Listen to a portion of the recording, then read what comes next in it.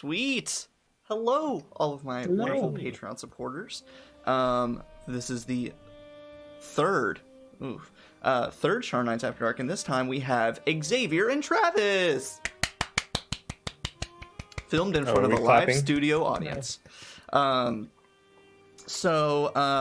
Because they are both adults and employed, they typically can't stay up super late after our normal Sharn Night sessions to do any kind of recordings, so we had to find some time outside of our normal schedules to do it, which a bit difficult, especially with all this inclement weather ruining our internet lives.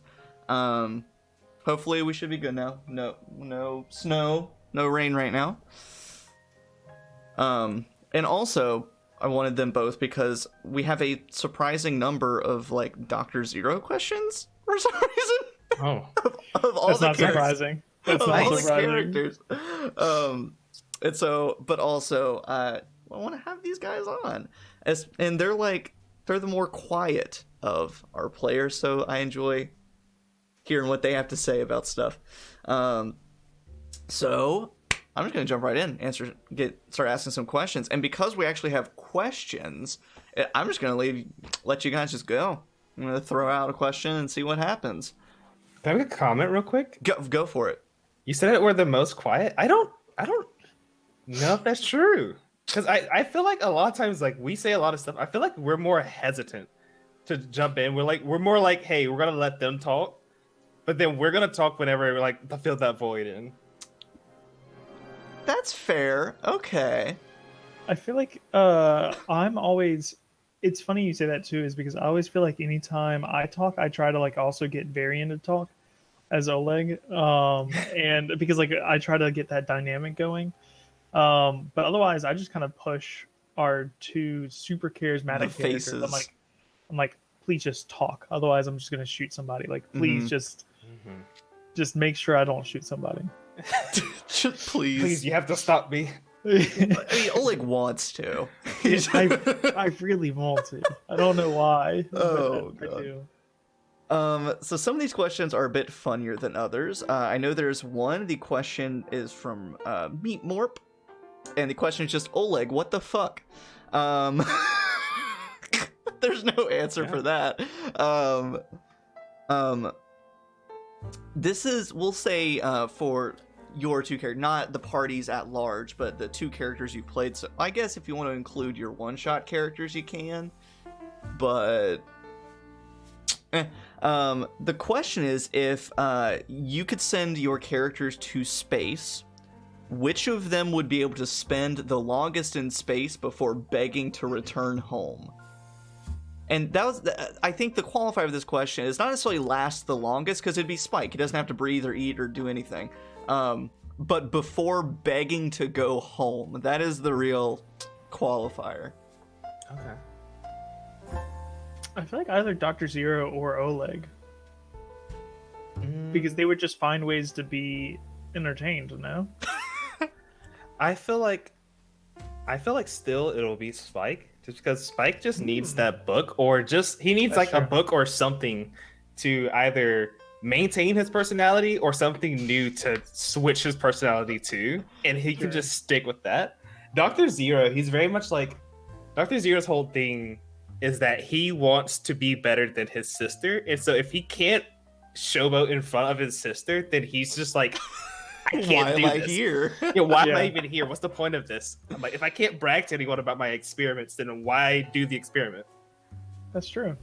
That is true. And Oleg probably does need the like political intrigue. As much as he tries to say he hates it, he kind of enjoys the like being forced being in the spotlight with the family and other people. How about Morel? How long would he last a while? No, he wouldn't last any amount of time. Any amount of time. He loves his family. Like there's like realistically, Morel doesn't want to be away from his family that long. Oh. I'm always so surprised with Morel's family. I'm like, drug dealers have families too, you know? He's just trying to support himself and his family. You got to start somewhere, you know. It's a family. It's you got to shop local. That's what I'm learning. Support local businesses. I think that's what makes it so funny, is that you're a drug dealer who had a storefront. Like, he had a business. You weren't just operating on some street corner. This was a legit thing. Mm-hmm. Yeah. Love that. I gotta get started sometime. Yeah. And speaking of Morel's family, the first question was from Jeremy. This one's from Rachel. Does Morel actually know the names of every single grandkid, or does he just call them kiddo? He 100% knows all the names of all of his kids. Really? He can recognize all of them. Yeah, yeah. He loves his family enough to like. He knows all of them. It's so sweet. Every single one. So sweet. Now, if you were trying to get me to name it, I know I don't. Yeah, I think you don't in real life. Gotta get that fantasy generator, but yeah, take out the generator and be like, all right, and your name, and your name. Yep. Oh, I love that. This was a good one for Dr. Zero that I think we all read it whenever it popped up and we were like, how many failed versions of Dr. Zero Jr. are there, or has he always been the original and just getting refined continually? That's from Steven. That's a good one. That is good. That is good. Because I have to make a big decision here because that impacts how Dr. Zero and Dr. Zero Jr. interact. Because there's something almost disturbing about, like, if you just have a closet of just depowered full of Dr. Zero Juniors. Yeah, as they start getting more and more into theater, you start killing them all. It's just like a known defect. You know what? I actually like that. That's like dark. And yeah, there's just like, I'm going to say at this point, the Dr. Zero Jr. that you've witnessed is number 47. There's been 47 of them. They've all died in various ways, each one more horrific than the last. So I know what the next Halloween one-shot's going to be. Yes. They all come back for revenge. I also I like this idea that you may have made one that was based off of your sister Zoe, and you purposefully made it bad so it like you had the chance to just like snap its neck. Yep. Toss it away. There's one random Zoe in there. Ooh. So I have so many questions about Dr. Zero Jr. and I think there's actually more Dr. Zero Jr. questions. Okay, that's the thing, is that they're not the questions aren't about Dr. Zero. They're all about Dr. Zero Jr. That honestly, that's perfect though, because Dr. Zero's whole thing is that like everyone else is better than him. Like he's kind of like a failure. So the fact that people love Dr. Zero Jr. more than him is just that's perfect. That tracks. Here, noisy. I'm gonna improvise a few questions here because I just want to hear you guys talk about a little more meta stuff. Okay. I know. I recall how Xavier made Spike and got the idea for Spike. But we'll wait on that story. It's not even much of a story. It's just you were thinking about Eberron and Red Dead. But Travis, Oleg is weird. He's a weird character between being effectively an enforcer to the banking family of Sharn, to being somewhat of an exile to the dwarves and his banking family, and also being a Delkir inventor slash cultist slash I don't know harbinger of destruction. So like, where did this idea of Oleg come from? I know that's not how he started, but where did it start? Most of it actually did start that way to some extent. Like I had some kind of rough idea of this character. I was looking up. So we were going through the through the dragon marks. Mm-hmm. I think as a group, whenever you're introducing Eberron to us, and I was looking at the dwarves, and I was like, oh, okay, so like the Kondorex really don't like Delkir magic, and I was like, okay, so it'd be really cool to have maybe to have one of those characters who really, really loves that magic and really is trying to change that perspective. And then I was looking through, artwork on DeviantArt and Oh, found a yeah. really good picture of like a dwarf in a suit. And I was like, what if this character was like absolutely obsessed with the magic and wasn't like at all quiet about his obsession? And like, what if he was an artificer? Like, I really want to try out artificer because that's like the thing in this universe anyway. Nobody else was doing it as far as I had heard. So I was like, let's try that, and let's try artillerist because then I can do some really like I was thinking about all of the different Yeah. subclasses we were talking about. Either me having like a tentacly like beholder ish like little dog minion for the what's the other artificer. The one that has the Iron Defender. I can't remember. Yeah. Battlesmith, I think. I can't Battlesmith, remember. yeah. Yeah, I was thinking about having either one of those with a beholder kind of looking one, or this one, which is the like tentacly eye looking turret. And then I was like, okay, cool. So maybe he's like somewhat accepted but somewhat rejected. Like maybe they really just brought him out here because his charisma sucks. Maybe he's trying to figure out his life. Like ultimately, I was just trying to like make a character that like would be both like begrudgingly loved by the rest of his family. So that's kind of where he came from. I love it. And honestly, Oleg is truly the biggest wild card that I have to deal with whenever I'm prepping for sessions, because anytime I think of a concept for anything, I always have to think, how will Oleg probably react to this, and will it be bad? And what will it mean otherwise?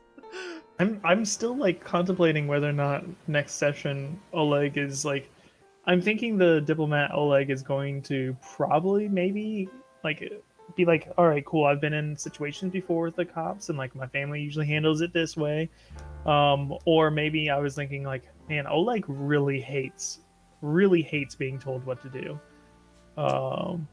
So like I was like, man, would Oleg even say like, yeah, you know, you can take my guns, you can take my everything, like especially with the new ability he got recently, like he's really into the idea of just like blowing his way out of this place. But then I don't know. The fallout of that would just be just ruinous. Yeah. There's always like Oleg's always contemplating like the like diplomat that he's told to be versus like the like, man, I just want to be not in this situation and not dealing with people.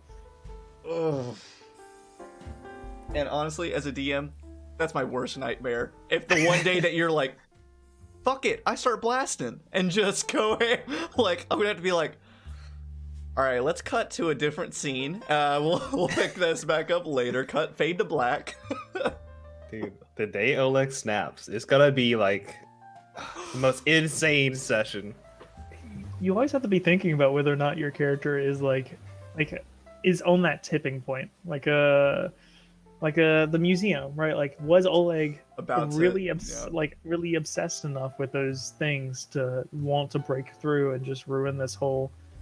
Like, he's like, all right, maybe I can talk my way into this. Like, you have to always be thinking, or you should be thinking about like your character's motivations and that balance. Like, are they crazy enough to do this? At what lengths will your character go through?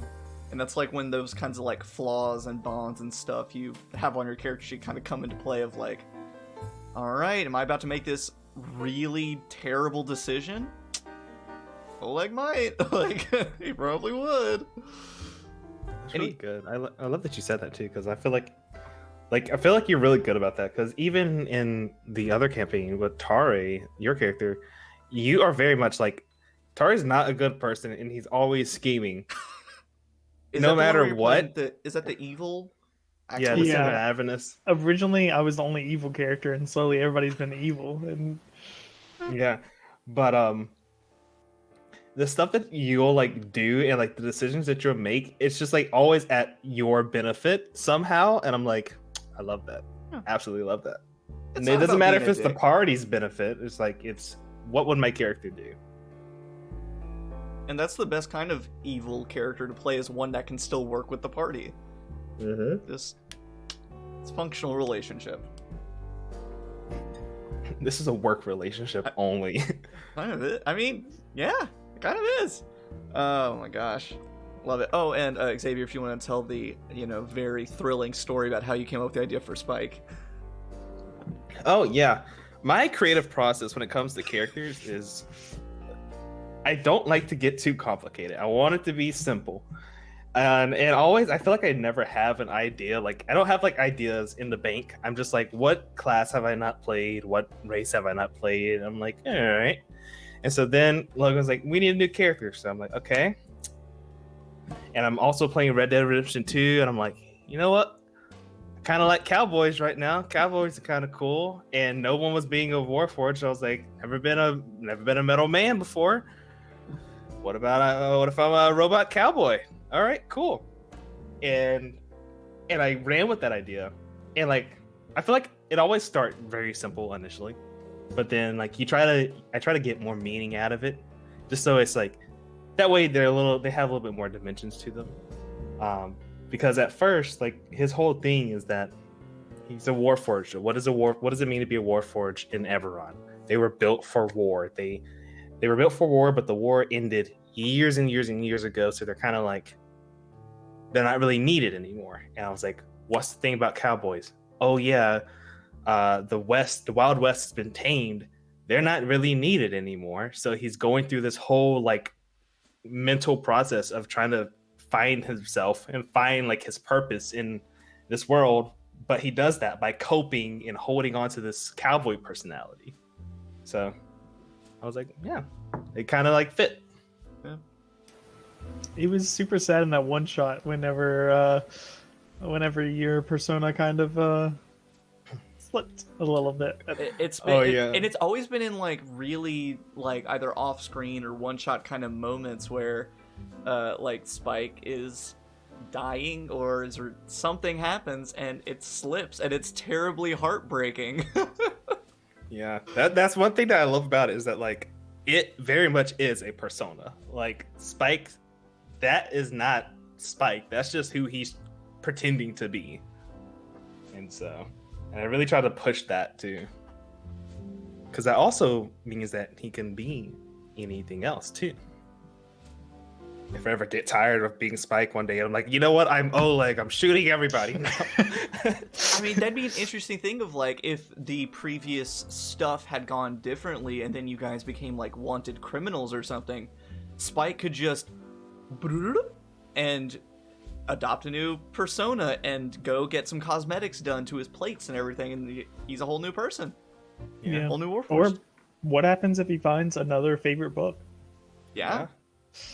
Like, I had this one idea. I was like, what if like Spike found like comic books or something and he became like a paladin of like truth and justice and became like the superhero of Sharn or something like that. Something stupid. Captain Breland. Right. Captain Sharn. I really like the idea that like he multi-classes, and that's whenever he multi-classes, that's always him finding another book. Like, Yep. You have like 5 multi-classes because you find so many books. Terrible. This is really good. Good fodder. Or for future one-shots, you keep playing a Warforged of a different class, and it's Spike every time. He just keeps finding a new book. Oh man. Obsessions. oh yeah, what is I don't know if this is a question or not, but what does Spike think about his patron? Like what does he think about it? What does he think about him? Yeah. Spike's and his patron Romulus, they have a very interesting relationship because like he doesn't see Romulus as like a bad thing. He's more interested in Romulus than I feel Romulus is interested in him. He's like, dude. He's like, oh, there's a voice talking to me, and I can like do weird magic stuff now. Awesome. Like, what's your whole deal? Like, let's find out more about you. And the fact that Romulus doesn't know like who he is or what he came from, that makes Spike more interested in it because Spike like gets like obsessed with it, and he's like, oh, I gotta find out. It's the most like lukewarm relationship between like a patron and a warlock because you're asking like, oh, like what can you do? What's all this stuff? He's like, sorry, I don't know, man. Because I feel like a lot of warlocks, their whole relationship with their patron is that like they hate them, and I was like, what if you just actually like buddies with your patron? Like, what if you two are like kind of like chill? Yeah, like, yeah, it's fun.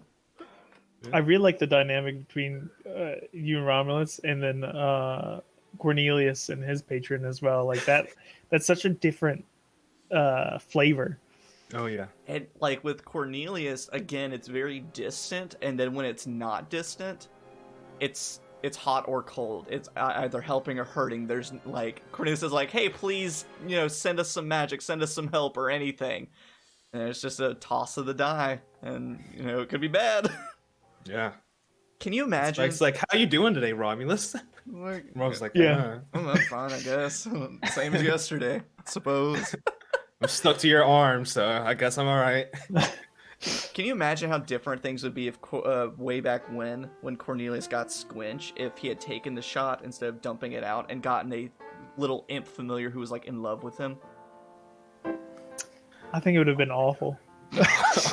I love the current version so much. Like I can't. I feel like immediately all of you would have been like, "Fuck this!" Right? Where Squinch like, "All right, fine." Yeah. Love it. Maybe one day. Well, I was about to say, give Spike, he can get some kind of familiar or something, but he has his motorcycle. Now it's just a matter of seeing if you can imbue Romulus also into your motorcycle.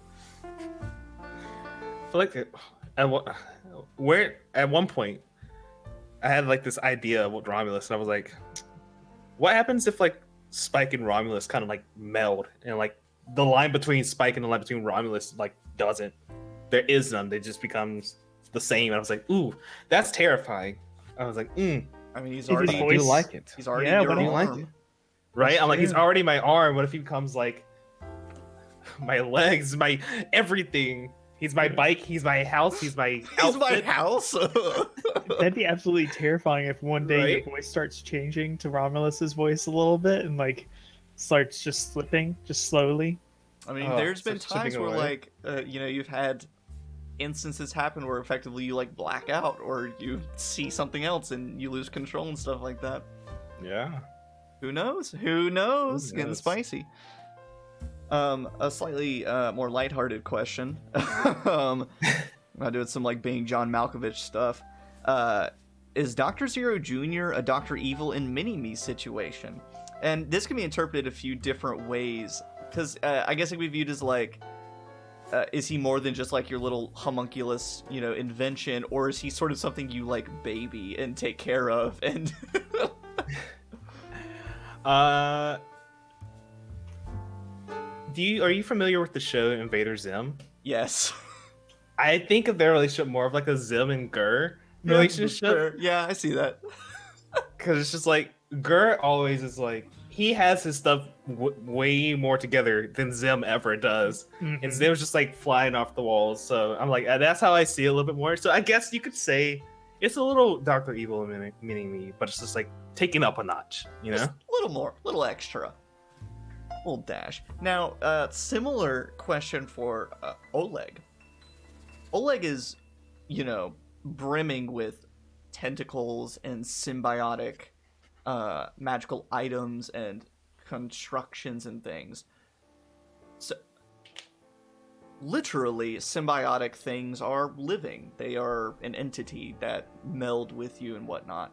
Does Oleg see, like, his, little tentacle cannon and the earworm, the shadow sibling, things like that? Does Oleg see those as all, like, living entities that are with him? Or are they, like, objects? They're things to create with and materials? He thinks of his eye as a living like thing he created, but the tentacle ear and the jewel in the middle of his head, those two things he doesn't really understand. Mhm. The jewel in his head, he still thinks that it's always been there. it's always been there, and he truly thinks that like the ear in his head, he doesn't really understand it other than he can use powers. And then sometimes he hears a voice, someone just leaves a message and doesn't tell him who they are. So like he doesn't really understand any of that. So the only thing he really knows about is the eye cannon. And the eye cannon he created himself. It's just something he's been like, he's a scientist, he creates things. Okay. Wow. That's good to know. Alan asked, and this is more for you guys, will Bob ever find love again? From your third-person point of view? You know, I think Bob will find love, but not in the way that we expect it. I think he's gonna be that person that gets like really into like a hobby or something like that, like trains. He gets really into trains, something like that. That's gonna be his new love. The love is the friends he made along the way. Yeah. I don't know, possibly. Yeah, why not? I mean, anybody can find love. It doesn't matter how old they are. That's true. That is true. Will Morel Also, find love again? I don't know. He loved his wife too much. oh, my heart. He doesn't have too much left in life. So like, does he really? You just said you're never too old. You can always find love. No, but he loves his wife too much. She's already dead, and he doesn't know if he can love anybody as much as her. If Morel had possessed the abilities at the time, would he have raised his wife back up as a zombie? Oh, most certainly, yeah.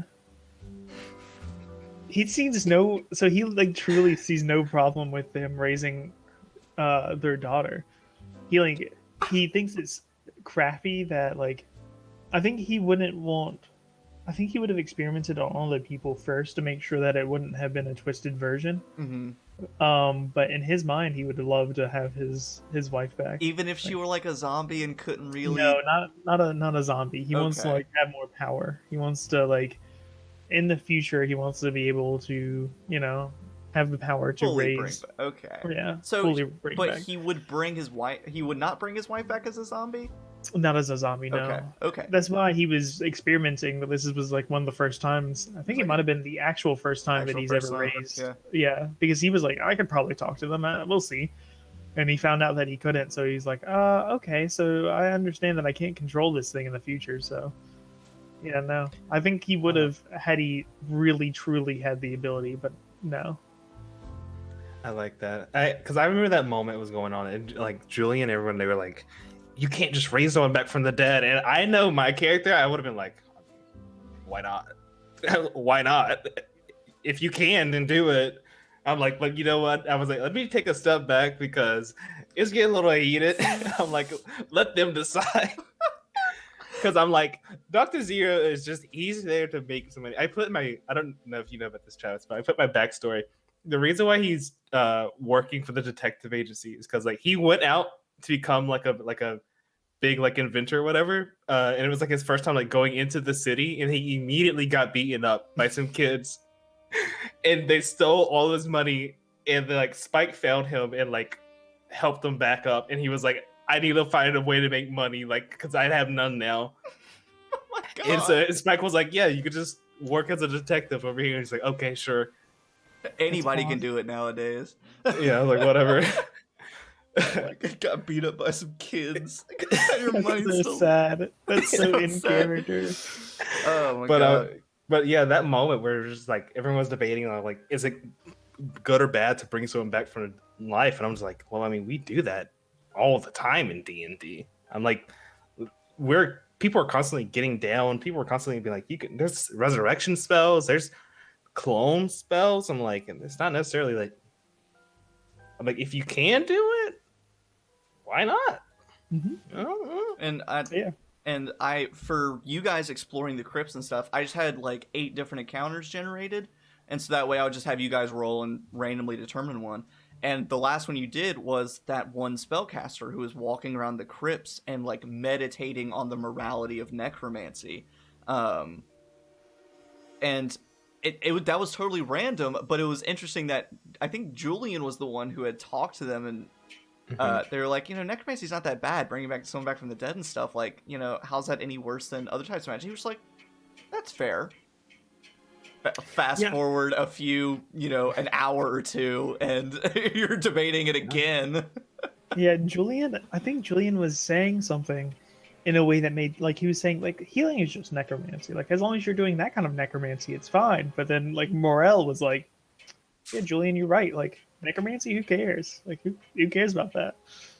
Julian was, like, literally just patting this guy on the back accidentally, just being like, it's fine. It's fine, man. Do it. Go ahead. Make an undead army. Who cares? Yeah. In my head, I don't even know if this guy, like, I wrote down his name, but I deleted the character, so I don't remember my notes anymore. But in my head, I was like, "Is this Logan just like giving us a little bit of like, oh, there? Did you remember that like necromancy cult that you tried to get rid of a little while ago? Like, Because this No. this guy, they were on the up and up. They're fine. They're just getting curious, and we're just thinking about it. But of course, there as a as far as writing goes, that was absolutely a red herring. In case you guys got feisty. Oh my god. Yeah, that was a. The way that last case ended, I was very surprised that it turned into such turmoil for all of you of like raising the dead. Do we let them live? Do we turn them over? Do we do we do something worse? Like what's? Oh, and it was cool. Let's see. It's another Dr. Zero Jr. question. This was from Jeremy. Last question was from Daniel. If Dr. Zero Jr. could acquire the ability to speak, what would be his first words? I guess his first words were actually, nice weather. Caw, caw! Say that too. But real first words. His real first words would be, it would be "Hello World." It's because it's just like he's like a little program. Because that's the first thing you learn to do in computer science. Is to type out "Hello World." Yep. What? Yeah, if you ever find like little Easter eggs that just say "Hello World," it's just them like throwing back to learning computer science. It's the first thing you ever learn is how to print out "Hello World." Yep. In any language you ever pick up. Yeah. Mm-hmm. That's the very first thing. Learn something new every day. Yeah. Yep. Yeah. So that's what you'd say. Hello world. That's very cute. And then his singing career would just skyrocket. Yeah, then he would really Yeah. go into show business. He's trying, man. I really wonder how well he's doing. I don't know. He's I slowly just love how changing his that throwaway beeps. line. Yeah, I love that I throwaway don't know line. what I he was does like, in his free time. yeah, now he has this whole separate backstory from mine. He comes home at 3 a.m., his tuxedo's unbuttoned, bow tie hanging around his neck, looks exhausted. I'm like, oh, great, you're back. More experiments. Let's go. Oh my god. I love it. Oh my gosh. So do you guys have any things you want to talk, any questions for each other about things you want to mention about the campaign, airing grievances about what's happening? I'm pretty sure Spike and Oleg would just shoot their way out of this if they could. Oh, absolutely. Absolutely.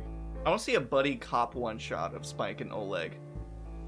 It would be so much blood and death. Yeah, I don't. There's no good cop, bad cop. There's just two bad cops. I'm like, do you really want that? Yeah. Either you tell us, or I shoot you in the leg, or Spike shoots you in the leg. I don't know what you want from this. Yeah. It was just like, man, because I was thinking, are they gonna take all our weapons and everything? And the fact that you said if they did, I was like, man, this is not good. I was like, Spike's not gonna like that. And the fact that he can't use Romulus and everything, I'm like, this isn't good. That's why I was like, Spike just shuts down. He just straight up shuts down. He's not saying anything. Yeah. Oleg's still thinking about exploding the place since he just got the he got a new ability for exploding cannon. So I cannot. he's just constantly he's like, man, if these people don't leave me alone, like if I don't get out of here quick, I need to get back to my bed. They're just I need to get back to my bed. doing Yes. their jobs. Well, also, they are going to question Oleg and Varian first because they know, as rich, important people, you're going to be bailed out first. So they're going to get what they need from you, and then you'll go home immediately. Everyone else, gonna have to wait a little while. I'll bail out everybody else. It's fine. I have no money, but I'll literally get bailed out and then immediately bail everybody else out. That's how that works, right? I think you mean break them out. You're gonna jailbreak No. I know how to. Like I said, diplomacy versus exploding. I'll use my diplomacy side. Yeah. I'm just thinking about that now. I'm like, yeah, your family runs the banks. They could just buy out the FBI. I'd be like, If they Buy like out. me enough. If they like you enough, that's the thing. Yeah. That's why I'm trying to get in good graces with my cousin. Still need to have a little lunch with them. Yeah. I think they're doing the like let's hang out thing, and that's kind of rude. I'm just trying to like actually hang out. You know, those friends. I'm not actually referencing anybody in particular. It's just those people who you're like, hey, let's hang out. Oh yeah, They're you're like, like, let's hang out. And you're like, no, really, let's hang out. And they're like, yeah, let's hang out. yeah, sure, let's hang out. Let's hang out. hang out. Yeah. We need free. Oh, Oh, I'm so You know. busy. Yeah. goodness. I feel that. I don't think if I have any more questions for you guys. I know some people have mentioned this, but I figured I'd kind of ask you: do you have any backup character ideas? Now that you've been playing some, because you've had plenty of opportunities to like, test play a few characters in Sharn and stuff. But are there any that are like sticking that you kind of want to bring if Spike or Oleg something tragic happens?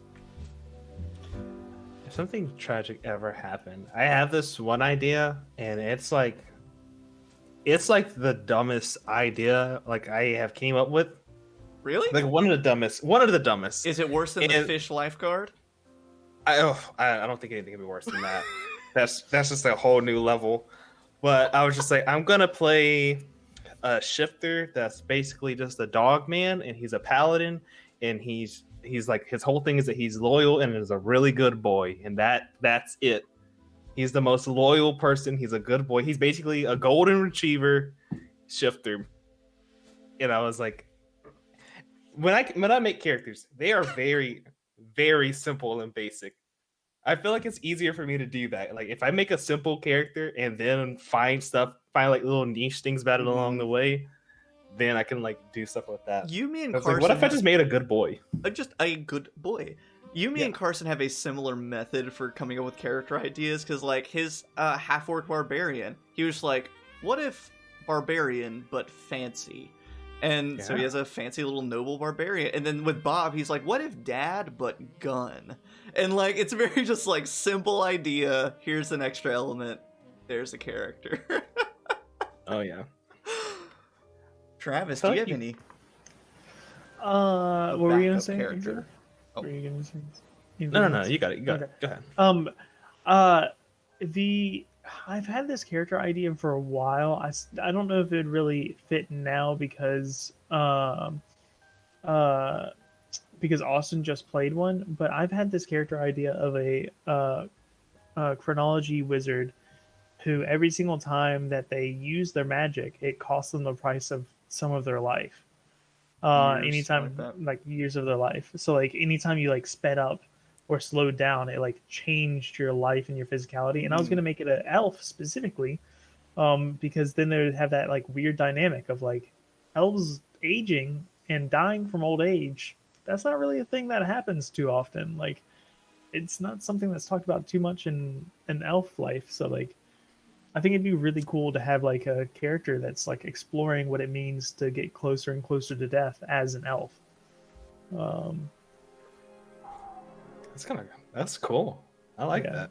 It's not. Really like I don't know if it fits in the Eberron theme, but that's what I've been thinking of for a while. Other than that, I usually just grab like a random like, hey, like what classes have I not played? And at this point, I've played most of them. Like I'm gonna be playing in one of your text-based ones as a warlock, which I haven't done before.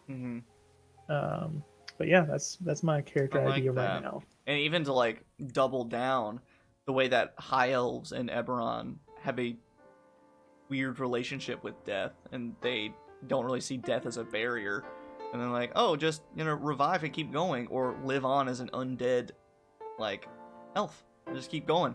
Like that would be really interesting if like that was also a possibility of like, well, I'll just, if I run out of time, if I run out of years, I'll just keep going. Like I'll just push through. Death ain't stopping me.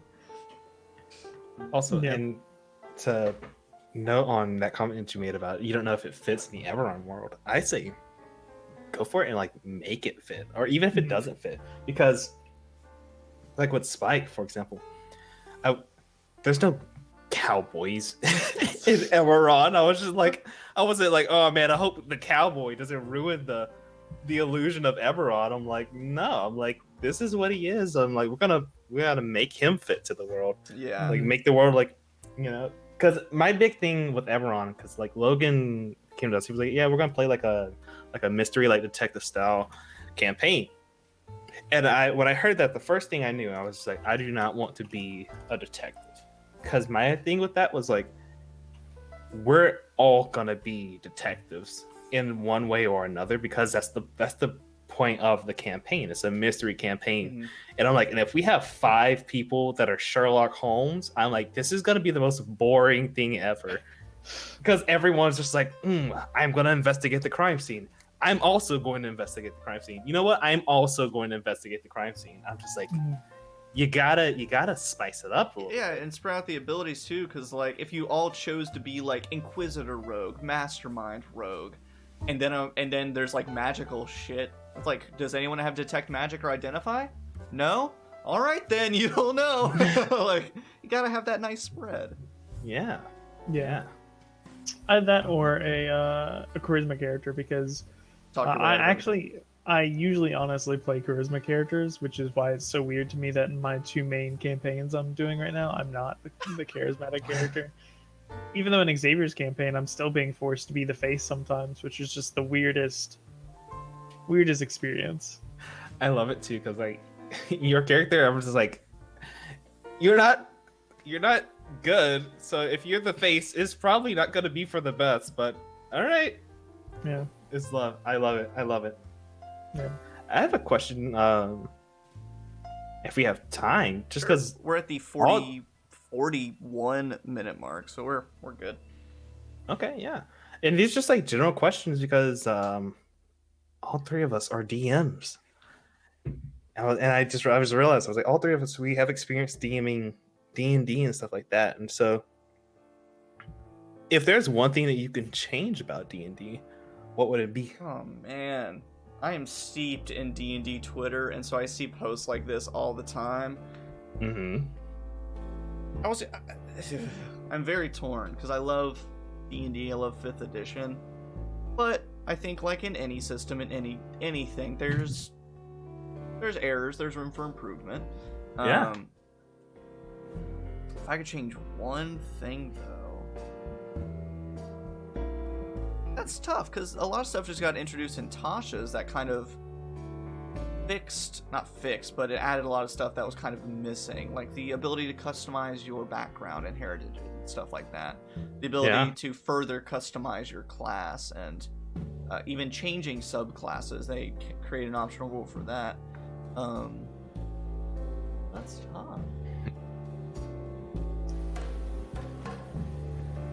I really want more ways to change, like in 3.5. I think we talked about this a bit. But one of the things that really stood out to me in 3.5 was that your character can be super skilled in some things, even if they weren't like amazing at it as like a race or like as a class. And I feel like that's kind of missing in 5th edition, is the like ability to change. Like, yeah, you can sometimes like get proficiency in that, or like maybe sometimes your character can be somewhat good at it, but like for example, one of the easy ways to do it in 3.5 would be like, my character could be really good at intimidation, even if I'm like really bad at charisma. But like there are like homebrews for strength, but like what happens if I'm dex based, but like really like slicing up people, right? Like that kind of thing. Like there needs to be more ways, in my opinion, for allowing a character to be really good at a skill, even if it doesn't really fit in on the traditional scale of a character. Yeah, I like that. That's why like I'm a big fan of being able to give feats out as a reward or a milestone thing. There's something I've been doing in Shadows over Drift Chapel, because I started them at level 8. I don't want them to be, level 20 by the end of it, because then at that point they might actually defeat the Eldritch Horror that's eating the world.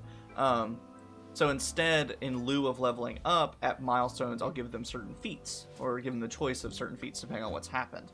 And I think that'll be really fun for them to like customize and still grow.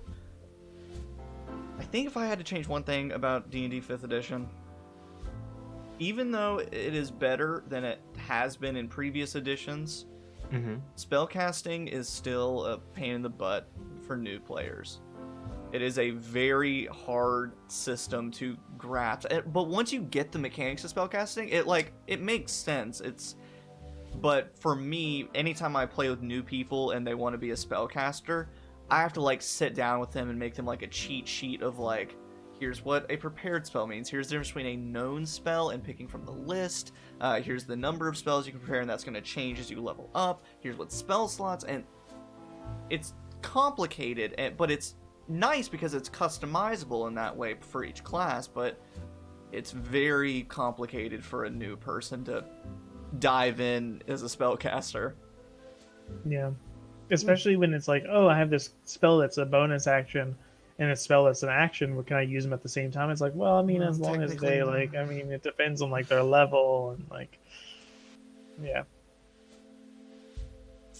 I like that. Yeah. What's yours, Xavier? Oh, for me, I think one thing that would be great is if they could reintroduce a better way to use the percentile die. Because I feel like it's something that's just constantly overlooked and there's not really a lot of uses for it. And one video I saw, what's their name? Dell Kingsmill. She did a video about possibly using percentile die for like languages. And where it's like, no one really knows, like, oh, I'm super fluent. You could be fluent in a language, but it's not like you know every single word. Yeah. So what if you use like, if you're not fluent in the language, what if you use a percentile die to see how much of it you understand, how much of it you can get? And I was like, I think that's really cool. I think that's really unique, and that's something she came up with. And I'm like, I wish in D&D they had more things for that, because right now, if you look at it at like the base level, it's like the percentile die is not really used that much. It's like for anything, unless there may be like one table and it has 100 things, and it's like, oh, roll the percentile die. You can pull it out of the the trash can that you had it in. So I think that would be really cool. Can you had it in? But yeah. Also, do you guys think that there's gonna be a 6th edition anytime soon, or do you think they're just gonna keep adding on to 5e? I think they're gonna keep adding on to 5e. I've seen a lot of speculations of like how 3rd edition came out with 3.5 after a few years. Some people have said like 5.5, but at the same time, some people have said they just need to release a revised version of the Monster Manual, Player's Handbook, and Dungeon Master's Guide with all of the errata that's come out, and just sort of do a new edition of the core books. But I feel like there's still room for expansion a little bit, but also because of how big the Dungeon Masters Guild is now, as far as like homebrew content, like basically if you want 5e to do something or want something in 5e, you can find it immediately because someone's probably done it. And so like even if they do come out with more core books, there's really not, I don't know, it's probably already out there somewhere. I don't know, because it's going to be really hard for them to do that, just because looking at the timeline, right? So you had AD&D, which came out in 1989, and then 3rd edition came out in 2000, and 3.5 came out in 2003. Like realistically, D&D 5th edition came out 2014. Been out for a while now. So it's been out for a while now. If they were going to, like, what? It's been 8 years, another 3 years maybe, but I mean, like, they did move on from 3.5 after God knows how many additions to that, right? Like, they had a huge amount of books. So many.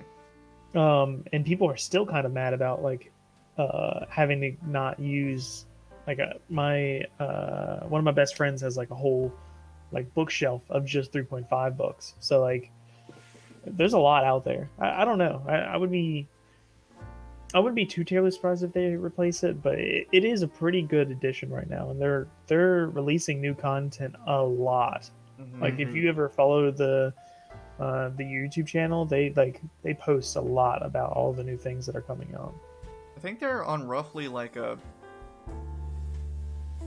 3-month kind of release schedule, because I think maybe 4 or 5 months, just like every couple months, new book, and like, and they're doing like cool stuff every time. Like they're coming out with the Candlekeep Mysteries, in March, yeah. That was super cool. Tasha's came out a couple months ago, and that was a huge thing. And like, I don't know, keep hitting us with good stuff. Yeah, I would very much, going back to what you were saying earlier, Xavier, I would very much like them to also expand upon languages, which is something that you mentioned, because like most characters have like 2 languages, and depending on like where you live in the real world, like you should, like as a non-intelligent person, you should be able to learn more than 2 languages at some point in the game. Yeah. Right, especially if you're like a hero, right, and traveling around. I would assume that like if you go to a new place, you should be able to learn a new language. That can be something you do as like a level up thing. Is like, you guys have been traveling together for a year now. You can learn one language that another party member knows, and kind of do like a swap and start sharing more languages as you sort of teach it to each other over the course of your journey. Yeah, downtime is super underused. Like that's something that's used a lot more in Adventurers League. Yeah. But like in D&D campaigns, usually you don't really talk about like, oh, we've been traveling together for a month. Like, how does this affect our relationships, our like downtime, etc. That's something I always really try to remember in campaigns. Like, whenever people are like, I don't trust you. And it's like, well, we've been traveling together for like 6 months, so you really need to by now. Like, just because we haven't actively roleplayed 6 months of being around each other, like, we're probably cool now. Like, Yeah.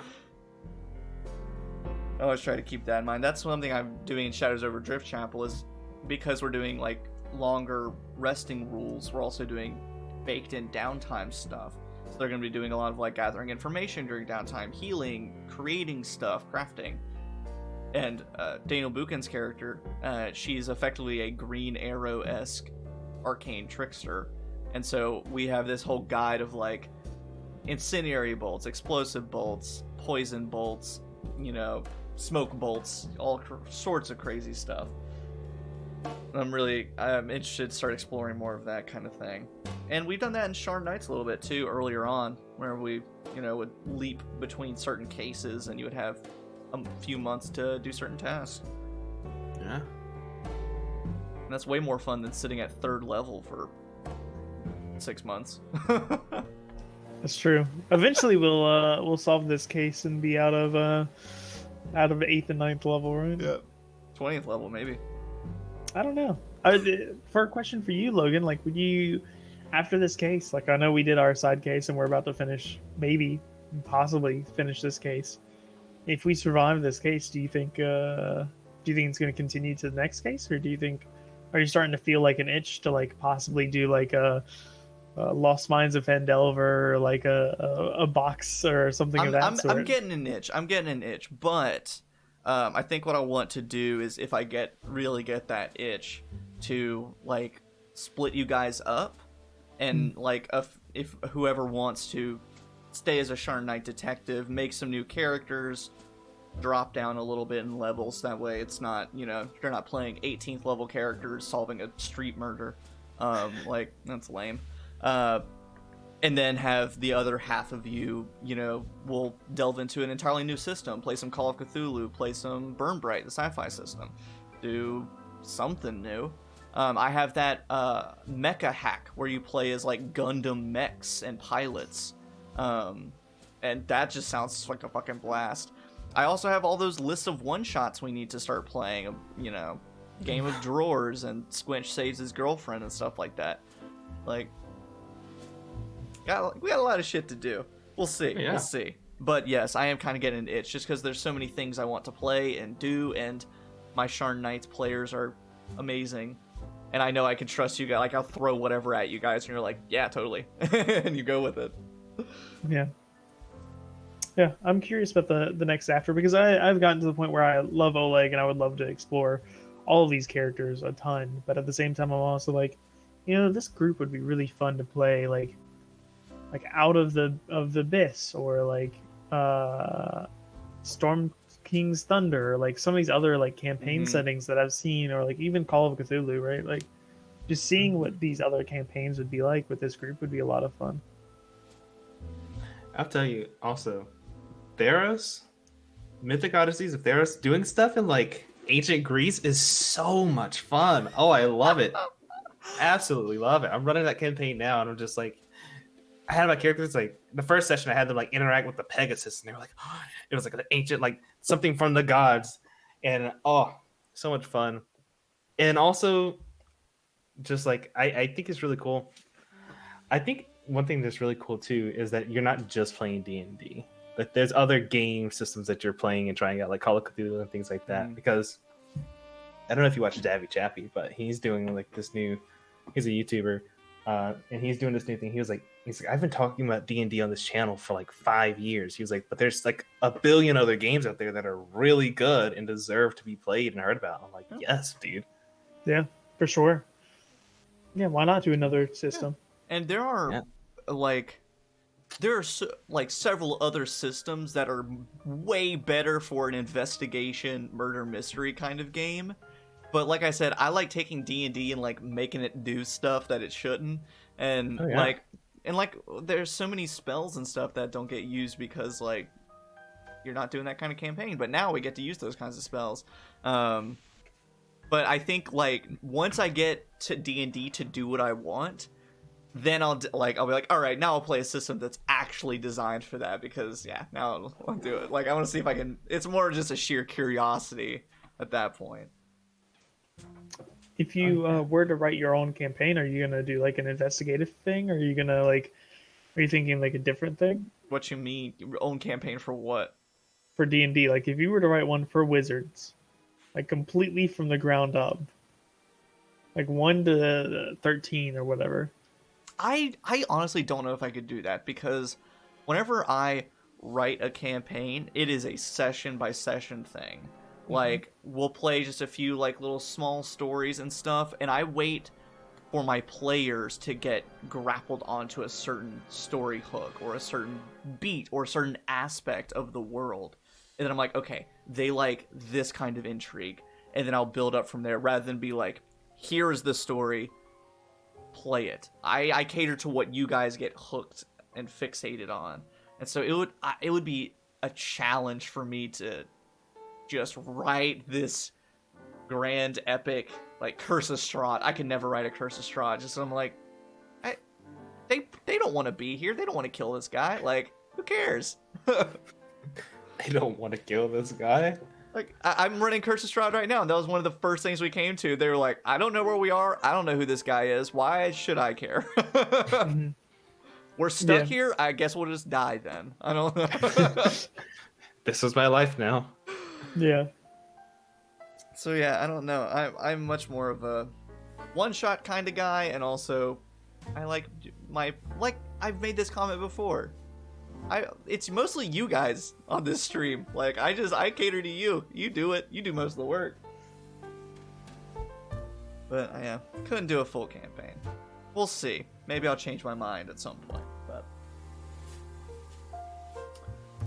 well, we're at the 58-minute mark. I think that's it. Yeah. Any final remarks from the two of you as we're wrapping up, going into the next chapter of Sharn Nights, leaving behind all your one-shot characters? No, I don't know. We'll have to see what next week brings. You know, like is Oleg gonna explode the place? Are we gonna see our group of investigators? Are we gonna have some of them crack and give up a little bit too much information? Are people not gonna give up enough information? We'll see. We'll see what happens. Is Wendelin ever gonna come back, and how quickly will it take for Oleg to kill her? That is a very real question. Let's be honest. Like, yeah, let's be honest. When Oleg's still not sure about Donovan, 100%. Like, it's only been a couple days. Yeah, so, you've literally known him for 48 hours, maybe less than that, 36 hours. Yeah. Oh man. We'll see. I mean, he is a journalist. Can't trust those guys. So that's true. that's true. Well, I guess on that note, thank you two for allotting time in your weird hours and days to sit down and chat. Yeah. I don't know who the next person's gonna be. I think the only person I've not had. No, I think I've had everyone at this point. Sweet! So we start mixing and matching and delving in some new stuff. But no other comments. Thank you to all my Patreon supporters. I hope you enjoy this stupid little podcast that we do every other week. And just listen to us talk about D&D and that's it. It's just us talking. But we'll keep doing some more of these. Maybe I can do a little bit of do some interesting like guided stuff. Like talking, like maybe actually building some aspects of Sharn with some of the players and extrapolate on some of their stories a bit more and actually build parts of their story in Sharn. Fleshing out some contacts, NPCs for us to use later and that kind of stuff. Thank you guys. Thank you all of our supporters. And we will talk to everybody soon. Bye-bye. Bye. Bye.